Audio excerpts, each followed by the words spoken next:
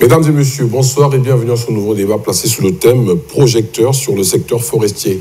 En effet, dans le souci d'assainir et de rentabiliser la filière bois, le président de la République, Denis Sassou Nguesso, avait par une lettre datée du 17 septembre 2018 instruit le Premier ministre Clément Mwamba de prendre des mesures correctives quant aux dysfonctionnements constatés dans la gestion des produits forestiers destinés à l'exportation. Le rapport à mi-parcours de la commission chargée du recouvrement des sommes dues à l'État par le secteur forestier dans la période allant de 2016 à 2017, rien que dans la partie sud du Congo, parle de fraude, de corruption, voire même de concussion au niveau des services des douanes et du port autonome de Pointe-Noire, dans le recouvrement des taxes auprès des sociétés forestières.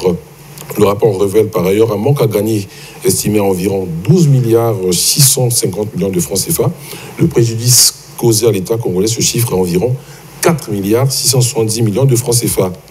Un peu plus de 2 milliards 163 millions de francs CFA ont été quand même reversés au Trésor public par l'inspection générale d'État.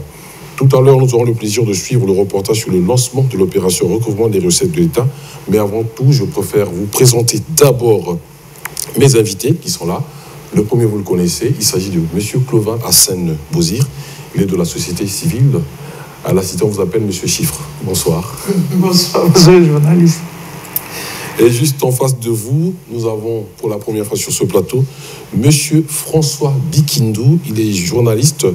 Et si je me trompe, vous me corrigez. Vous êtes directeur de publication du journal Le Troubadour. Absolument. Bonsoir. Bonsoir. Et en face de vous, c'est un jeu de ping-pong. Hein. Quelqu'un qu'on ne présente plus, Monsieur Romy Kokilas, journaliste Top TV. Bonsoir. Bonsoir. Avant de repartir à la régie pour suivre le premier élément, je me retourne du côté de François. François, ce que nous abordons ce soir, vous l'aviez évoqué dans vos différents numéros de votre journal, Le Troubadour 127, 128 et 131. Vous parlez à l'époque des indices d'un possible scandale financier au ministère de l'économie forestière, mais on ne vous a pas cru. Dites-nous un peu comment est-ce que vous y prenez pour savoir tout ça. Je crois que la force d'un journaliste réside dans ses sources, dans la fiabilité des sources. Évidemment, quand on a publié cette première information qui était une espèce d'alerte, mais tout de suite, les responsables du ministère de l'économie forestière ont réagi, mais de façon véhémente. Et dans le numéro qui suivait, on a été obligé de publier donc leur droit de réponse. Mais aujourd'hui, en fait, on se rend compte que c'est nous qui avons raison. Et ça nous pousse à dire que seule la vérité réhabilite, et on est complètement réhabilité. Et pour avoir dit vrai, vous avez été suspendu. Mais on a été suspendu par le Conseil supérieur de la liberté de communication pour, entre autres, recel d'informations, utilisation des moyens déloyaux pour accéder à un certain nombre d'informations. Bon, je me suis juré de ne pas commenter cette décision, mais je pense que le reproche qu'on peut nous faire, c'est de nous être investis dans un genre de journalisme pas du tout courant dans ce pays. C'est un journalisme d'investigation. Et aujourd'hui, justement, la vérité nous réhabilite, et la vérité, évidemment, fait que notre journal va être de plus en plus crédible. Et je profite donc justement de ce plateau pour dire que je pense qu'on devrait reprendre la semaine prochaine, à partir de la semaine prochaine, notre journal devient officiellement le premier journal congolais d'investigation. Merci beaucoup François pour toutes ces précisions. Nous allons repartir donc du côté de la régie pour suivre un extrait du rapport de la commission en charge d'enquêter sur les dysfonctionnements dans la filière bois et le manque à gagner pour l'État par Jean-Claude Yoka. Il est contrôleur général d'État par intérim. Les dysfonctionnements constatés tout le long du dispositif du contrôle interne du SCPFE ainsi que les services des douanes sont à l'origine des contre-performances actuelles de ce secteur. En témoignent les grèves faits suivants. L'exportation sans attestation de vérification à l'export, AVE, de plus de 20 000 mètres cubes, soit l'équivalent de plus de 570 grumiers, je dis bien 570 grumiers par des sociétés n'ayant payé aucune taxe ni aucune redevance à la sortie, du fait de la collusion et de la concussion des fonctionnaires véreux.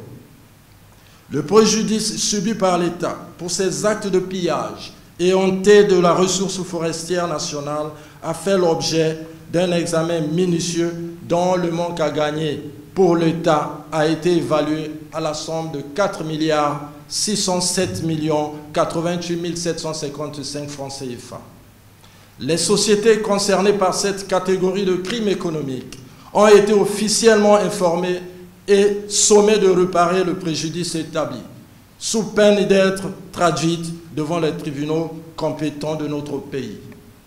Le non-recouvrement du fait de la complicité active des agents de l'État, des taxes additionnelles générées par les exportations du bois au titre des dérogations des années 2016 et 2017. Le prétexte avancé était que le système informatique des douanes n'était pas paramétré à traiter ces opérations spécifiques. Cet état de fait, qui aura pu être corrigé à partir d'un recouvrement manuel, a occasionné un manque à gagner pour l'État estimé aujourd'hui à la somme de 12 653 136 205 francs CFA pour la seule porte de sortie du port de Pointe-Noire. Retour sur ce plateau, nous venons donc d'écouter M. Jean-Claude Yoka, il est contrôleur général d'État par intérim.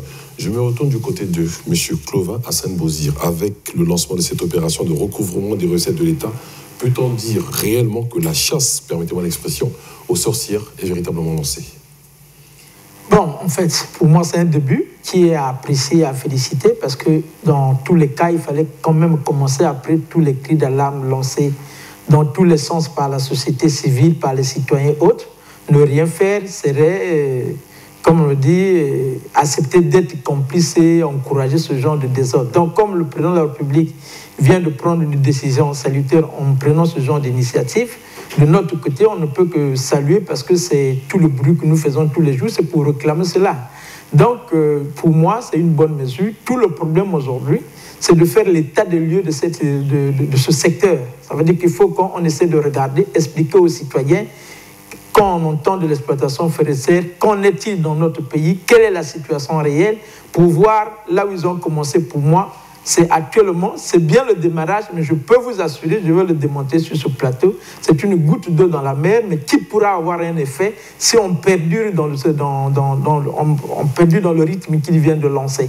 Donc pour le moment, c'est ce qu'on peut dire parce que, pour commencer déjà, il faut reconnaître que notre pays a environ 22 millions d'hectares couverts par la forêt. Sur les 22 millions d'hectares couverts par la forêt, celles qui sont réservées à l'exploitation forestière, c'est 12 millions d'hectares. Et chaque année, autour de 3% plutôt de la surface est autorisée à être exploitée par les sociétés forestières qui sont autour de 35 dans notre pays actuellement. Donc, quand vous regardez, on autorise à couper au moins 300 000 pieds chaque année. Ben, c'est vrai, lors de la pratique, ils atteignent rarement le quota qu'il leur a accordé. Quand vous regardez rien que la taxe d'abattage qui est reversée au trésor public, vous regardez même le budget de 2019 qui vient d'être validé par le gouvernement, c'est à peine 1 milliard de francs CFA, alors que dans les chiffres déclarés comme payés, c'est souvent autour de 7 milliards rien que pour la taxe d'abattage. Donc on peut déjà se poser la question, si déjà dans le budget, cet argent n'est pas budgétisé, il y a déjà un véritable problème. Certes, je suis d'avis avec le gouvernement qui, cette fois-ci, dans son budget, a retenu totalement, quand on prend le fonds forestier et la taxe forestière, autour de 12 milliards. Pour la première fois, on voit dans le budget de notre Congo les taxes forestières estimées à 7 milliards plus le fonds forestier. C'est déjà un pas. Mais le vrai problème, c'est de savoir quelles sont les taxes. Nous n'avons pas, parce que ce qu'ils sont là, l'objet des débats qui sont là, c'est apparemment sur la fiscalité de droit commun. C'est là où vous avez l'impôt sur les sociétés, c'est là où vous avez la taxe immobilière, c'est là où vous avez les IRPP, et vous ajoutez, comme on dit, la taxe à l'exportation. Vous avez la fiscalité sectorielle Quand vous voyez la taxe d'abattage, la taxe de déboisement, la taxe de superficie, toutes ces taxes-là combinées, pour le moment, l'opération doit se poursuivre parce que où va cet argent? Parce que dans le budget, les budgets antérieurs, cet argent n'était pas inscrit dans le budget. Où partait cet argent? Et au point où, en 10 ans, les forêts ont fait perdre plus de 1000 milliards à l'État congolais. Je dis bien 1000 milliards en 10 ans. Là, je diminue même les chiffres. Pour preuve, prenez seulement 12 milliards en 2 ans, rien que pour la partie sud. Or, la partie sud ne représente que 20% de l'exploitation forestière. Donc, le reste dans la partie nord qui n'ont pas encore abordé. Quand vous allez aborder, vous allez vous rendre compte que c'est une catastrophe. Monsieur Okilas, une réaction. Est-ce que vous pensez que la chasse aux sorcières est véritablement lancée? Naturellement, la chasse aux sorcières, c'est peut-être trop dit, mais... C'est une expression. Voilà, c'est pas nouveau, mais en tout cas, c'est une volonté très manifeste du chef de l'État que la presse n'arrête d'accompagner. Et la presse commence aussi à payer le prix, comme certains, il faut le dire. Alors moi, je salue personnellement cette volonté que le chef de l'État vient de réactiver dans ce grand secteur qui échappait un peu à tout le monde. Et je salue encore le courage, franchement, de Troubadour ici présent, parce que là, une démonstration de Bikindou. Voilà, monsieur Bikindou, je vous en prie. Voilà. Mais on vous reconnaît aussi par votre journal. Hein. Alors, ça nous pousse à réfléchir. Nous avons accompagné à travers ce journal, nous avons accompagné à travers les plateaux débats. Alors, mais voilà qu'aujourd'hui, il y a adéquation entre ce que le journaliste a dit bien avant et la réalité aujourd'hui. Ça veut dire que le journaliste n'est pas à minimiser, il fait un travail de fond. Mais c'est le mot investigation qui fait souvent peur à ces derniers. Mais l'investigation en matière journalistique va dans le sens d'aider la République. Le journaliste ne s'engage pas pour s'engager, il lit la volonté républicaine, il s'élance, il apporte sa contribution. Alors pour terminer dans ce sens, je dis mais franchement, je salue une fois de plus, mais le problème, c'est que comme il a dit, il est économiste, il connaît tous les paramètres. C'est l'un des secteurs, effectivement. Mais ce que je constate, moi, ce qu'il faut dire ensuite, ici, c'est lorsque j'ai suivi ce coq-là que vous venez de nous balancer. Ça a lieu à la présence de la République. Oui. L'instruction a été donnée au gouvernement depuis quelle date? Vous l'avez... Le 17 septembre. Depuis le 17 septembre. Oui. Mais si cela aboutit en partie aujourd'hui et publié, je dis bien publié, par la présidence de la République, je dis bien publié, parce qu'il y a certains courants qui ne veulent pas qu'on publie. Ça a été publié par la présidence de la République, par la voix du directeur du cabinet, parce que le chef de l'État en a marre de ces mauvaises pratiques. Parce que les Congolais en ont marre de ces pratiques. Et je suis sûr, c'est pas pour faire mal, si le dossier a été totalement, s'il est resté longtemps aux mains du gouvernement, on n'aboutirait pas vite à ces résultats. Et c'est parce que c'est la présidence qui a instruit. Mais je le dis parce qu'il y a d'autres dossiers. Comme il a dit, il faut que la présidence continue à fourrer son nid dans ces dossiers pour faire aboutir cette lutte qui ne devait faire mal à personne, sinon qu'à ceux-là qui sont contre la justice. François, une réaction? Moi, je retiendrai justement la portée symbolique de ce qui s'est passé donc hier au Palais du Peuple. Je crois que les Congolais ont eu quelque part quelques appréhensions quant à cette lutte contre les antivaleurs. On avait l'impression que la machine ronronnait. On a même fait peur à certains qui voulaient monter au créneau contre les antivaleurs en disant que les réseaux qui étaient en face, c'était des réseaux qui avaient une force de nuisance extraordinaire. Donc on a versé dans une espèce de surestimation de la capacité de nuisance de ceux qui ont finalement tiré vers le bas ce pays. Et donc quand on voit ce qui vient de se passer, bien, on se rend compte que finalement ça relance la machine et comme a dit Arsène, il faut absolument qu'on maintienne le rythme, il faut que ça continue. Et je voudrais lancer des fleurs aux différents animateurs de l'inspection d'État qui ont abouti à ce travail de fourmi Et il faut dire aussi qu'ils ont été l'objet de menaces, puisqu'ils l'ont dit. Et je pense que l'État, le gouvernement, devrait prendre ses responsabilités, notamment le gouvernement, pour assurer la protection nécessaire à ces contrôleurs, pour que, bon, évidemment, cette machine continue à fonctionner. Parce qu'on est à la croisée de chemin. On est à la croisée de chemin. La lutte contre les antivaleurs, mais c'est une lutte cruciale. Si on réussit, si on gagne, le pays va survivre. Mais si on perd cette lutte-là, ben le pays va chavirer. Et donc cette lutte devrait mobiliser tout le monde. Et tous ceux qui naviguent à contre-courant ben, devraient être combattus avec la dernière énergie.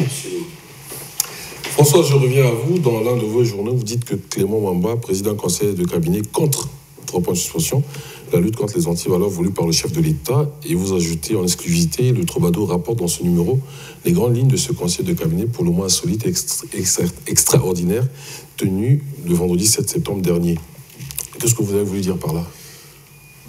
Je ne voudrais pas revenir sur ce numéro, et étant donné que c'est ce numéro-là qui nous a valu la suspension d'1 mois de la part du Conseil supérieur de la liberté de communication.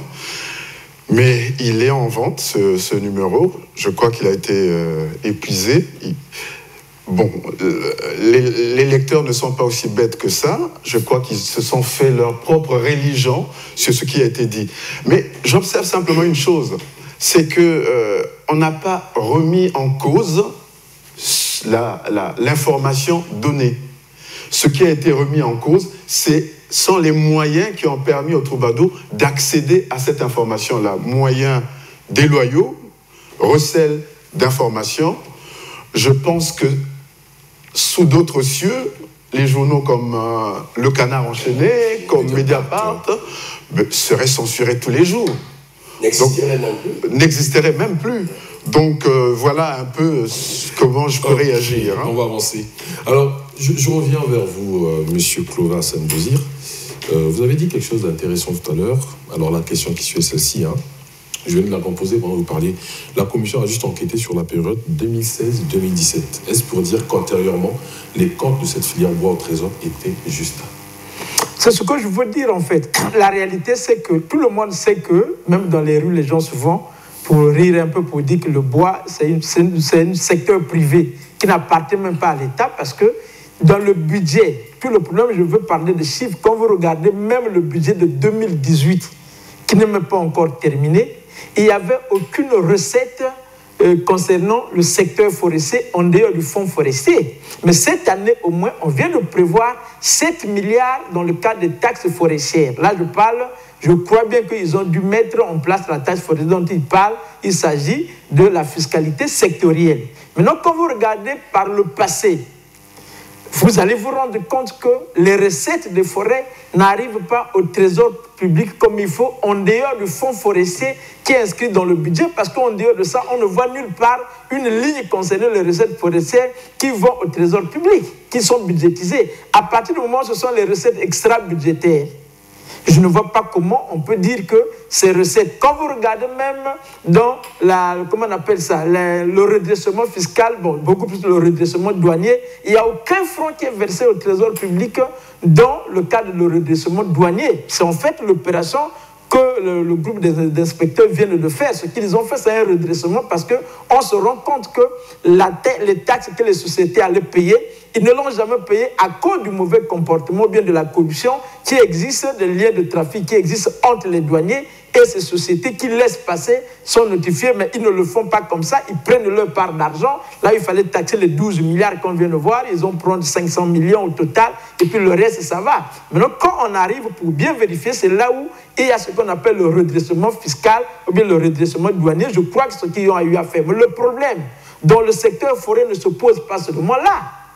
Le problème dans le secteur forêt, il faut voir la taxe d'abattage, il faut voir la taxe de déboisement, il faut voir la taxe comment on appelle ça, de superficie. Est-ce que toutes ces taxes sont collectées et arrivent au trésor public? C'est là où on met sur la table la difficulté dans le système de collecte des revenus du secteur forestier. Et d'ailleurs, c'est étendu sur tous les secteurs.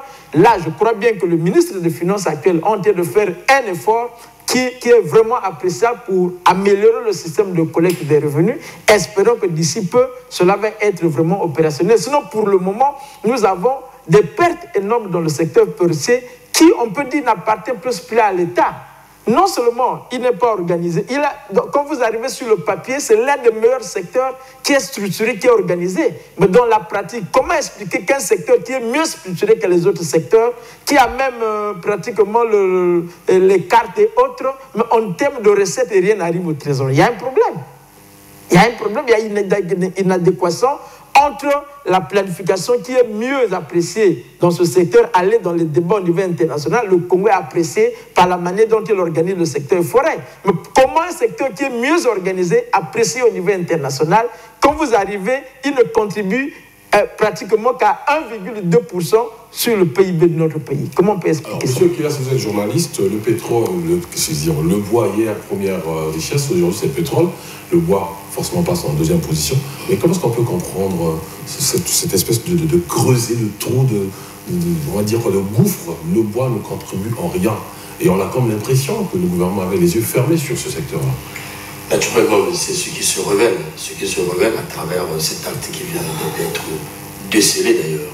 Alors, il faut dire qu'au regard de tout ceci, cette fraude date. C'est une grande fraude, vous l'avez dit.